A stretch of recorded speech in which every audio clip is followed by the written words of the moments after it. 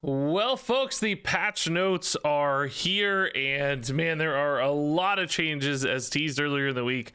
We've got a bunch of buffs, we've got some pretty big nerfs, we've got Battlegrounds changes, and a lot of changes for duels as well. So let's go ahead and jump into this. I know you're dying to see these balance changes. So first up is standard and rogue. Wild Paul Knoll, instead of fiddling with the cost anymore, they're going to change this one mechanically, which always seemed like a nice way to do it, but typically they go for the more simple cost adjustments, stuff that don't require, a rework of the functionality of the card. But in this case, Wild Paul Knoll is now only going to cost one less for each non-rogue class card you've added to your hand. So before, if you were using Maestra, you could use rogue cards to discount Wild Paul Knoll, and things like just trading cards in, and Potion Belt now would reduce the cost really rapidly.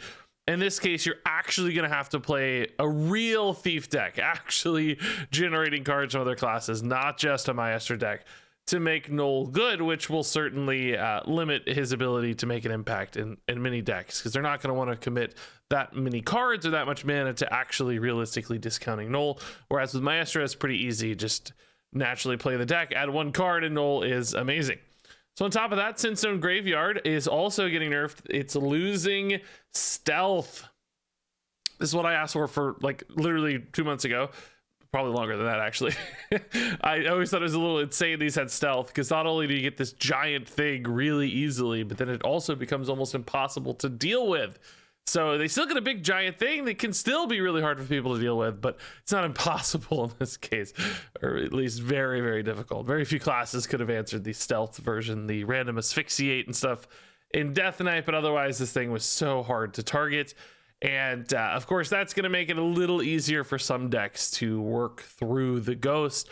Maybe just trading it defensively, chipping it away with some spells, so on and so forth, makes it a little less likely that thing hits you in the face. But still, frankly, a lot of decks can't deal with just the raw size of it. So Sinstone Graveyard, I suspect stays good. It's just this gives you more options, and frankly, it feels a little less bad to lose to, I think, when it loses stealth. Demon Hunter also getting some nerfs here. We've got Final Showdown. The quest line is now going to require you to draw 6 cards in a single turn instead of 4 to get your quest line moving. Now, it is noteworthy that kind of means more cards are getting discounted, but 6 is such a big jump from 4 that's going to be really difficult to get the first step of the quest line actually active in this case, especially earlier in the game, because you're just going to need a lot more mana to spend to draw that many cards.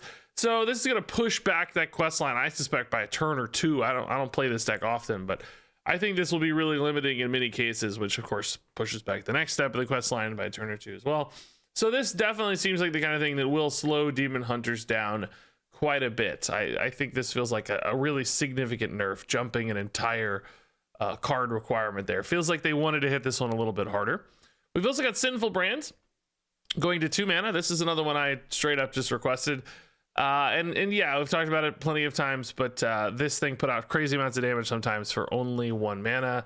And if you're discounting it, it's going to 0. Weaving it into turns is so easy. So just putting a little more tax on this one, a little bit harder to weave into a turn, might sometimes push some of that damage back an entire turn because you can't squeeze everything in. So all those little changes go a long way, but this card was dealing, 8, 10, 12 damage or whatever for 1 mana. That's pretty dang efficient. That 1 mana Pyroblast felt a little insane. So go into 2.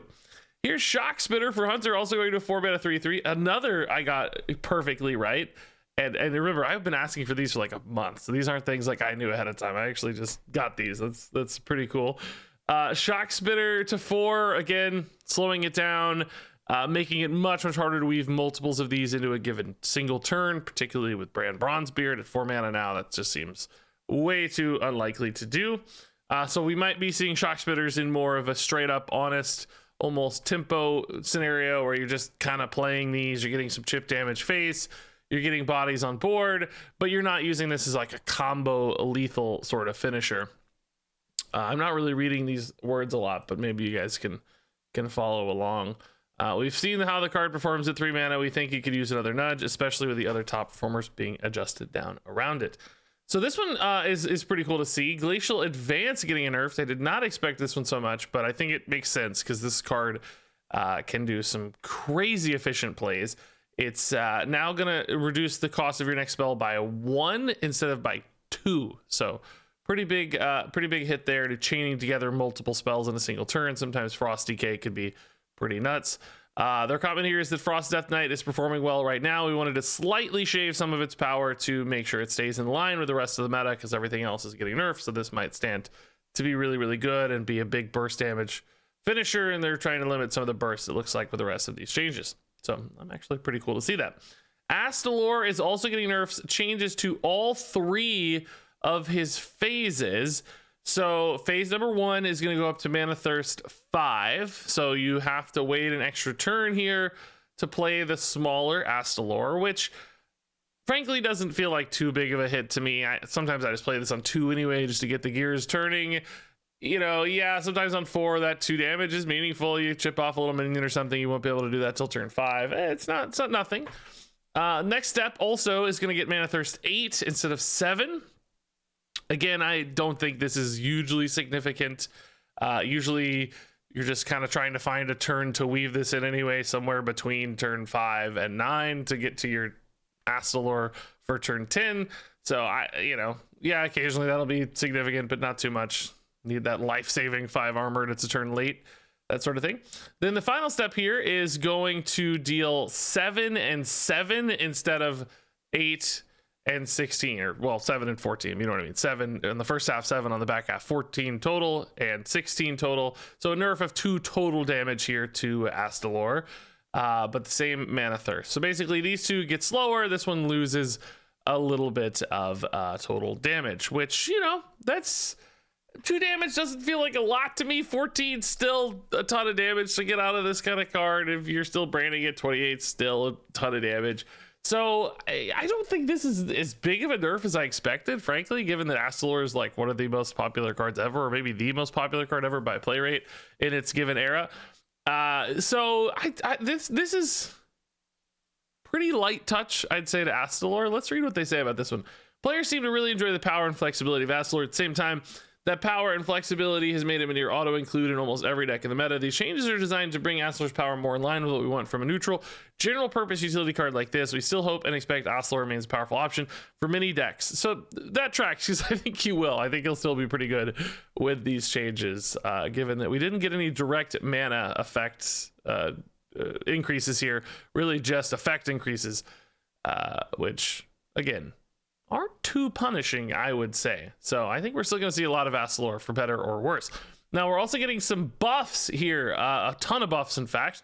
Battlefield Necromancer is now going to summon 1/3s instead of 1/2s, which, you know, I guess 2/2s would be the buff to this, but I'm happy to see this card getting a change. I think you could definitely use it, and 1/3s are notably stickier. I feel like 3 versus 2 is a significant breakpoint for a lot of stuff. So this will make this card a little bit more awkward to deal with if it gets snowballing early. Could really overwhelm some people, and having healthy sticky minions like this on board is good for some of the buff follow-ups or Unholy Death Knight. So an extra 1/1 lingering around for a turn or 2 can actually be pretty significant when you're buffing it later. Bone Guard Commander got the exact same treatment. He's also going to get 1/3 Risen Footman now instead of 1/2. Makes sense since they're the same sort of token. That's a little less meaningful perhaps on turn 8 versus on turn 2, but still not insignificant. You know, there's various 2 damage AoEs and stuff that this will now dodge, which could be meaningful. Unholy Frenzy is going from 3 mana to 2 mana. I mean, this card I think is pretty cool. This allows you to swing a board and preserve your own, like clear your opponent's stuff and keep your own stuff, and benefit from any sort of death rattles or reborn effects as well. For 2 mana, this feels like a really cool card. Like, I could see this being pretty nuts at 2 mana. I didn't even think it was bad at 3 necessarily. We found some utility for it in duels and stuff before, but at 2, that looks pretty spicy to me. So they're saying basically they want to add some power to Blood and Unholy Death Knight. Difficult to balance because individual cards tend to be very strong, but we found a couple spots where we felt we could add a little bit of power. Wither for Druid going to 1 mana. This is pretty cool. We haven't seen Undead Druid as its own sort of thing. Token Druid runs some undead cards, but it's not like an undead deck. So this forcing a specific undead synergy probably needed a little bit of a power bump, and it's getting it here going to 1 mana. Bone Caller for Priest is going to become a 2/5. I thought this card was already pretty intriguing, pretty annoying little speed bump that gives you some cool undead potentially. Putting it to 2/5 just makes it even better. 5 health is not insignificant at all on turn 4. Also for Priest, the Haunting Nightmare now is going to be a 4/3 instead of a 3/3. And the Haunted card that you get is also going to summon a 4/3 instead of a 3/3. I believe, yeah, it used to be a 3/3 soldier. So just a little bit of a stat bump on both of these, making them slightly more aggressive, take better trades. It's nice. I don't think that's a huge fundamental change for the card, but everything adds up, right? High Cultist Basilisk. Now, this is a bigger change. This going from 5 mana to 4 mana. That is pretty crazy. 4 mana to potentially get a solid board of just a few things. You don't need much to make it worth it for 4 mana here. 1 or 2 units is going to make this feel really, really powerful, I think. So 4 mana is really nice. We might see some undead swarmy priest come out on the back of this Basilisk buff. That feels like a big change to me. Darkon Drathier for Warlock is going to 7 mana instead of 8. This does not feel like as significant of a change. That's still sort of the same phase of the game. I mean, this card didn't feel very close to good at 8 mana for me personally. We could maybe see this move into slightly more like tempo-y versions of this sort of stuff, or you're using this as kind of a finisher almost, dealing 6, but I'm still not that excited about this card at 7 mana compared to what we've seen in other classes. Still feels a little slow to me, but I'll take it. I like cards like this a lot. The Infantry Reanimator is going to 5. So this one will resurrect a friendly undead and give it a reborn.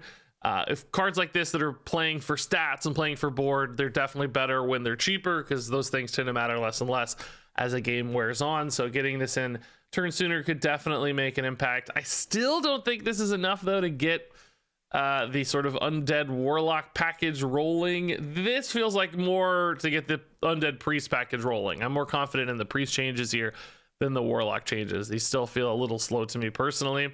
The comment here is most undead aggro decks have been underperforming compared to our expectations. Our changes here are to encourage exploration of those archetypes. We discussed potential changes to undead neutral cards, but opted to target class cards this patch instead. I had mentioned a few neutral card buffs I thought we might see, but indeed they went for class card buffs instead.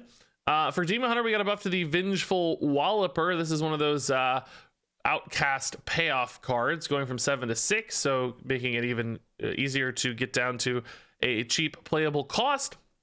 I feel like this is a card to keep an eye on. I don't think this is going to get played right now, but I do feel like Outcast Demon Hunter, it feels like one of those things that's waiting in the wings to be really good at some point with just a few key Outcast cards. And I feel like Walloper could feel very, very, very nuts going to 0 mana reliably super early in the game. So keep an eye on that change. That might be one we kind of hate later on, I have a feeling. The Energy Shaper is going to 3 mana and only losing 1 health in the process. So much better stats per cost. And this is an effect you kind of do want down earlier, I think. But I like this Chaos Mage package. I'm excited to play this. I think getting this down sooner, having more turns to work with your transformed spells could be really meaningful. Vast Wisdom also going to 2 mana. This always felt a little heavy at 3 mana. It's just, there's a lot of price to pay here. So 2 mana to me feels far more fitting. And this card could be pretty intriguing when it's easier to weave into turns.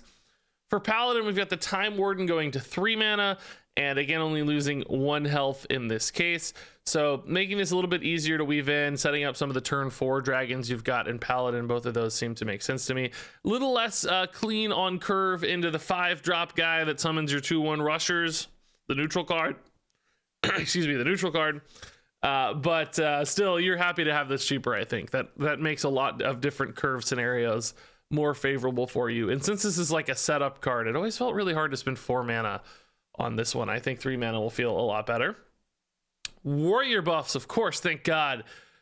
So we've got Azvedon, the Grand Shield got Taunt and became a 3/4. So this is cool, getting a nice little keyword bonus, making this feel fitting for taunt decks. You got like taunt synergies in Warrior, but also just more utility on board to slow down your opponent. The effect here is going to be the same, but just bonus stats and a keyword. That's awesome. That helps. I love cards like this. I've really not even played much Azvedon, so I'm excited to play kind of like a spell shield taunt disruption warrior after seeing buffs like this. But that's not all. The disruptive Spellbreaker got a 1 health buff.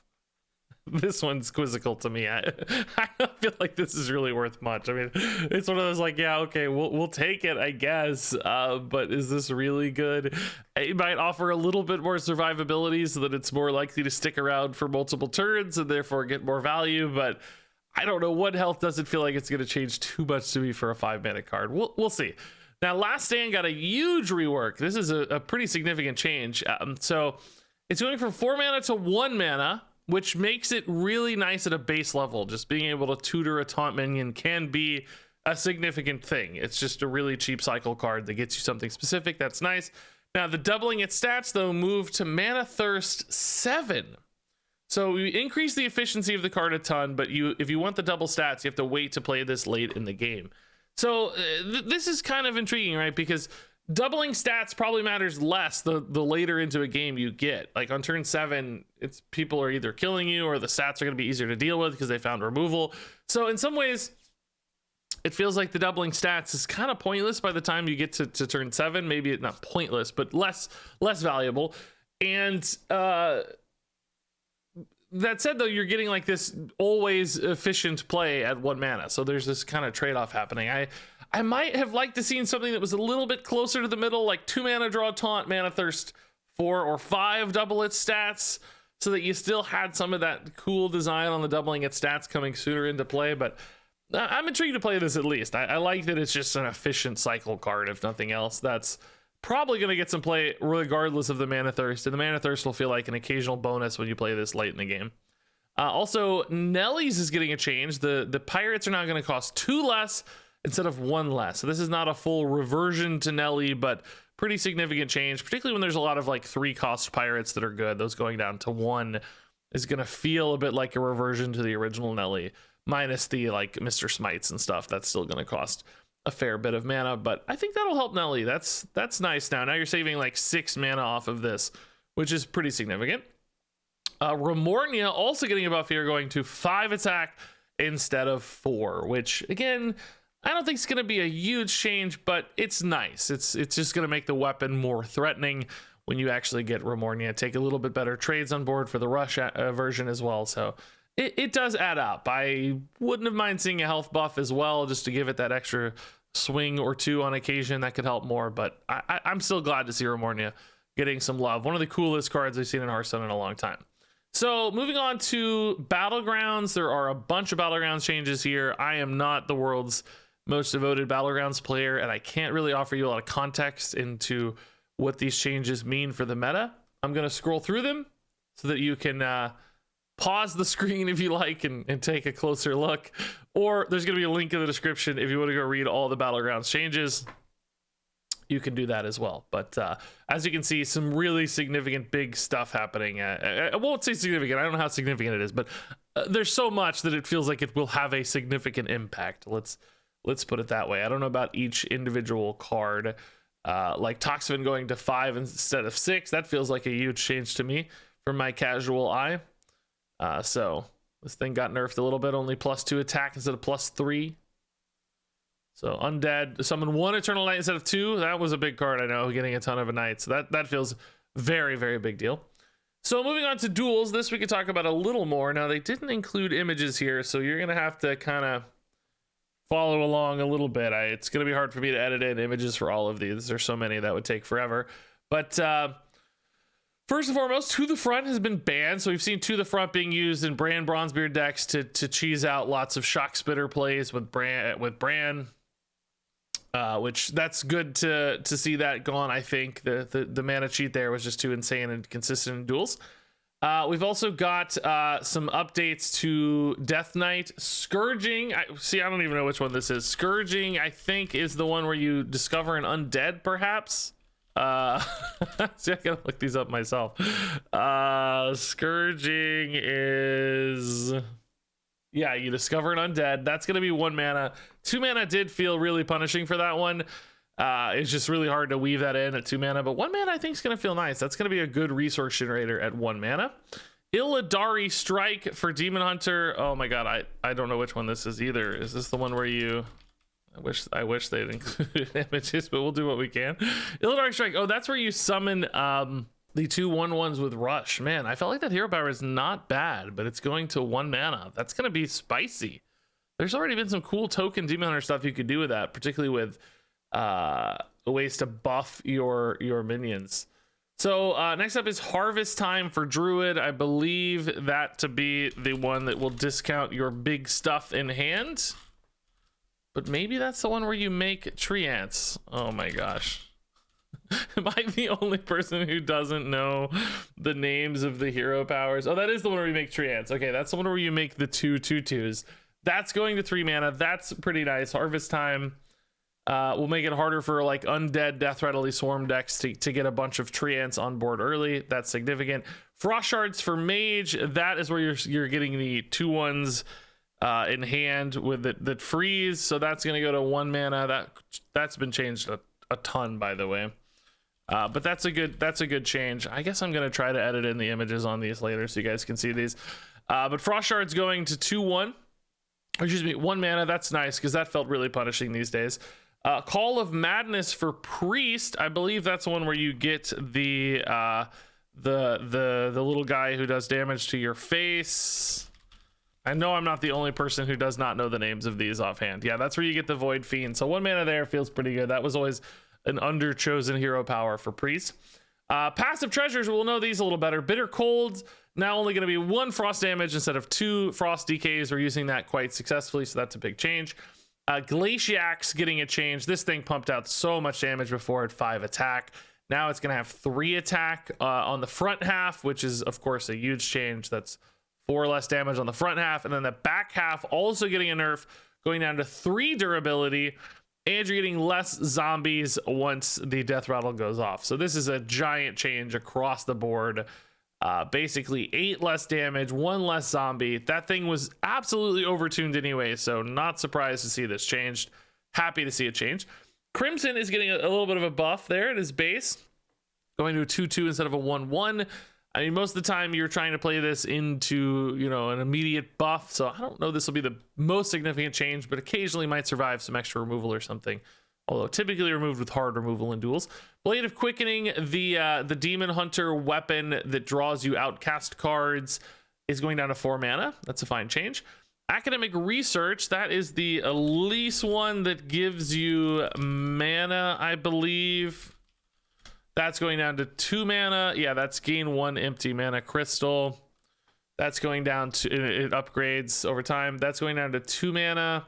Hurting Horn is the druid one that summons copies of your beast. That's going down to 3. That always felt so insane to me at 4 mana. That feels like a good change.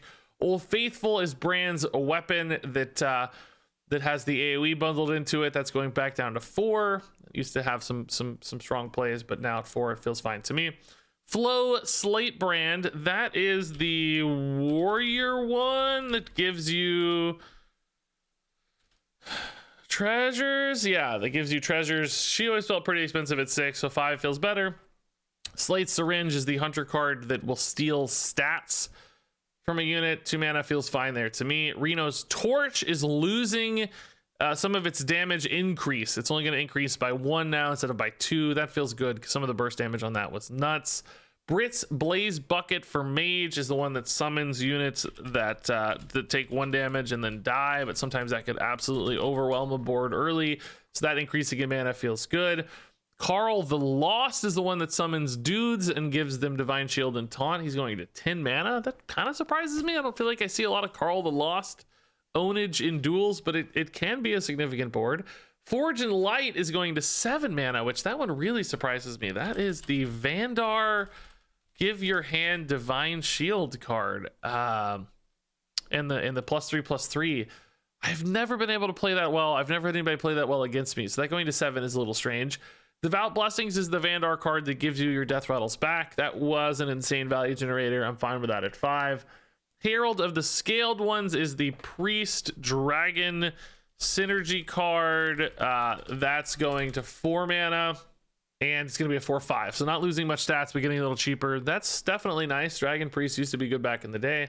Droplet of Insanity is also the Priest. There's also the priest card. That one, oh yeah, that's the corrupt cards added to hand. That definitely needed to be cheaper for sure. That one felt pretty expensive. It has that spell burst overhead on it. Scion of the Deep is also the priest. Man, I wish they had put images on these. Scion of the Deep Duels. Oh yeah, that's the third spell you cast each turn costs health instead of mana. I've never seen that played, so 1 mana there feels completely fine. Senior Navigator, that's the Elise card. It's getting a cheaper cost, but also losing quite a bit of health along the way. That one's doubling up your spells and stuff. Staff of Renewals, the big resummon, going to 8 mana. Green Shell is the rogue treasure weapon that has the sap effects. That's going to cost a little bit more, giving it some bonus durability, but that's not really why you're playing that card too often, though that could make it interesting for poisons and stuff. Spymaster's Gambit is the Vandar rogue card that summons all your stuff in hand with stealth. That going to 8 mana feels fine. That's a pretty powerful play sometimes. Invoke the Void. I have no idea what that is. Invoke the Void Duels. Oh, that's the Shaman card that summons 2 Flame Wreath Faceless with a big overload. That's going to 6 mana. That seems fine. Grizzled Reinforcements. Which one is that? Oh, that's the Darius card that summons an extra cannon. That one's going to be cheaper. Collector's Ire. I don't know what these are, man. I'm sorry, guys. Oh, that is the warrior card that summons a mech, pirate, and dragon from your hand. That's going to 4. That seems fine. And Brewster is the big rooster that has the summon stuff with rush. He is going to be 6 mana with a little bit of a stat debuff to match, but getting out faster. That feels good to me. So also some bug fixes and changes here. All in all, man, really big patch. Tons of standard cards getting changed. Pretty big changes to duels too. I wish it was easier to make sense of all these, but still pretty significant changes. So yeah, excited to see all this stuff in action. Share your thoughts down below. Look forward to jumping into this patch. Thanks for watching, and until next time, game on.